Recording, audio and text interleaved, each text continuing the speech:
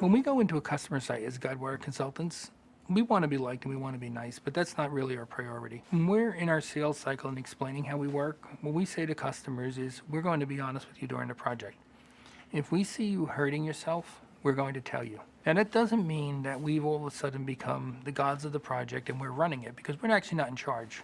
However, it is our obligation to inform our customer if we think they're making a mistake based on our experience. We were at one customer site and we had a team of about 18 people working together, and we were doing the sprint retrospective from sprint one.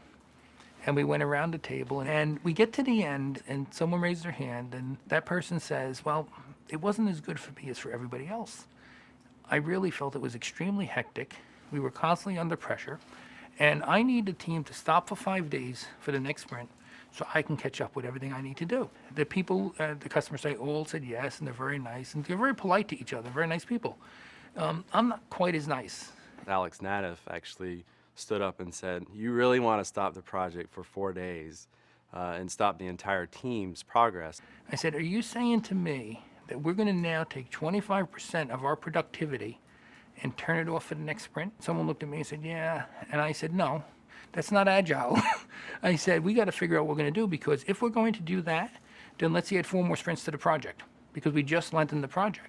Within 2 hours, the management team at the customer site had moved that person to another project and said, let's get someone that's more adaptable to an agile approach on this core project that's very important to us. It proved, well, for one, that we were actually honest with the customer. I was kind of surprised that we would be so blunt and so honest with the customer, which I thought was great.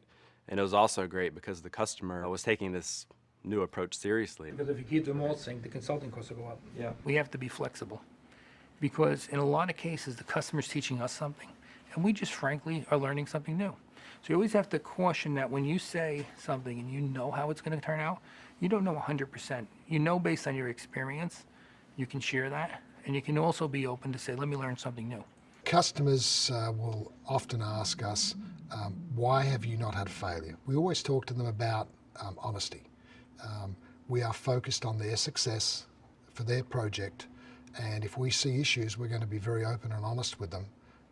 Some of them say we're brutally honest sometimes about difficult issues, but we think we have to do that.